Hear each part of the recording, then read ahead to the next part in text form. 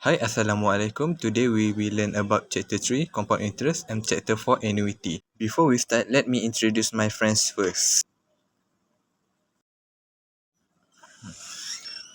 At the middle is me. My name is Muhammad Faris Muzafar bin Muhammad Balkhes. I'm from Puchong, Selangor. At the right side, this is my friends. His name is Amar Rifat bin Asmawi. He's from Jelutong, Pulau Pinang. Lastly, at the left side, his name is Muhammad Faris Shakir bin Muhammad Azizi. He's from Klang, Selangor. Now let's see what is compound interest. When interest is compounded, this means the interest is calculated more than one during the term of the loan or investment, and this interest is added to the principal. This sum principal plus interest then becomes the principal for the next calculation of interest, and interest is charged on this new amount. Compound interest is sometimes referred to as an interest on your interest. Next, what is annuity?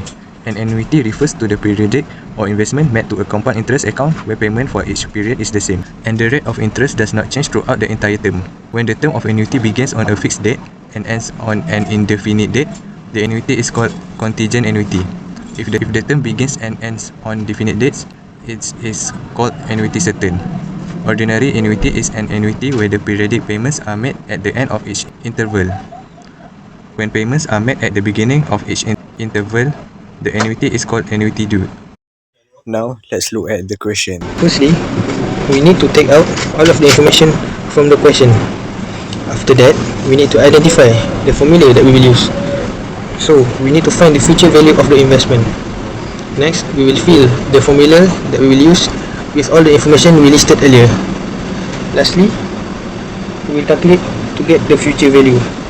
So, the future value is RM 62,726 and 78 cents. So I would advise Fatih to sell the land now and invest. He will have approximately RM 62,226.78 cents after 5 years. That is more than the RM 60,000 he will receive if he waits. So firstly, as usual, we need to take out all of the information and list. After that, we need to identify the formula that we will use. So, in this question, we need to find the future value. Next, we will fill our information, we will fill our formula with all the information we listed earlier. The future value, so we're going to calculate it, and we get the amount of future value is RM 1,109.15 cents. After that, we need to use our future value for the next formula. In the next calculation, we need to find x, which is x plus 1,109.50 cents equals to our principal. So firstly, we need to solve 1 plus 0.06 divided by 6 with the power of 30. And then we're going to move it to left side. Next, we're going to simplify it to 3,709.61 cents. After that, we're going to move 1,109.50 cents to the left. So we're going to get 3,709.61 cents minus 1,109.50 cents equals x. So x equals RM 2,646 cents. Question 3. For question A, first we must list out all the information that we have in the question. Then we need to identify the suitable formula to use. So we use the compound interest formula to find the interest rate. Fill all the information into the formula. After that, move the 15,000 to the left side. We will divide both of it. Move the number 1 and the power to the left also. Now we will calculate the value at the left side. Then we will get 0.016. Move the number 3 to the left side and let the R stay at the right side. Now we need to find the answer of 0.016 times by 3, and we will get the answer is 0.018, but don't forget to multiply it with 100. Lastly, we get our answer for R is 4.8%. For the question B, we need to find the future value, and we use the same format, but we change the capital P to 21,955.34 and the small letter to 2. As usual, fill in all the information into the formula. Then we must solve all the value in the formula, and we get the future value is 24,109.18. Lastly, for the question C, we need to find the total interest earned for 10 years. So the solution is we use the total investment within 10 years and minus it with our capital P. So 24,109.18 minus 15,000, and we will get RM 9,109.18. Let's move on question number 4. First, we need to list out the information that given from the question.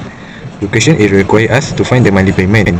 First of all, we need to identify the formula we need to use. For this question, we will use present value formula. Then we total the price of his old car with his saving. Then we will get 35,000. Next, we must subtract the price of his new car with 35,000. Then we will get 43,000. We need to transfer all the number into the formula. Then we can start calculate. First, we need to solve all the number within the bracket. Then we will get 56.65. Then what we're gonna do with 5665 is we're gonna move 56.65 to the left side, and we will divide 43,000 with 56.65. Then we will get our R, 759.7 cents, which is his monthly payment. Let's see next question. First, we need to know what question need. In this case, we have to calculate the interest charge. Next, as usual, we must identify which formula is suitable for use. The formula to find interest charge is capital A subtract with R and multiply with N. Now, we know the formula is suitable for use. Next, we must transfer all the information into the formula. Then, if we calculate, we will get RM 20,761.88 cents. Now, look at question C. So, in this question, we need to find to the balance of the loan. If you want to make payment on 60 year, first, as usual, we need to put all the information that given from the question into the formula. But the difference is we must subtract the total number of payment with 60 year payment. Then we will get 24. 24 is the value for our N. Next, we can start calculate. We need to solve all the number within the bracket and multiply with his monthly payment, and we will get RM 1,625.22 cents. Let's move on question D. From the question, we know that he first to pay the first 4 monthly payment, and now we need to calculate and find the amount he has to pay on the 5th year payment.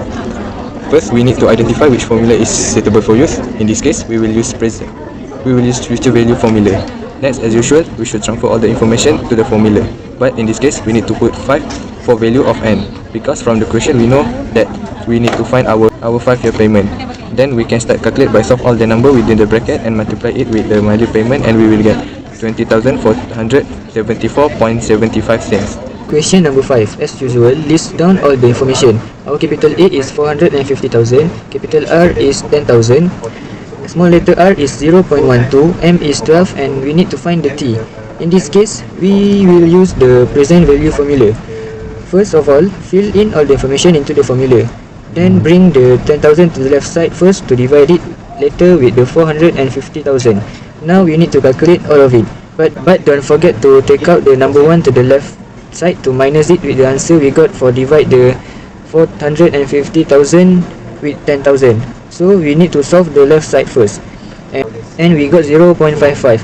For the right side, we just change it into the formula. So the formula is we must put log first, then 0.55 divide by log 1.01 equal to negative 12t, and calculate it. We get the t is 5 years.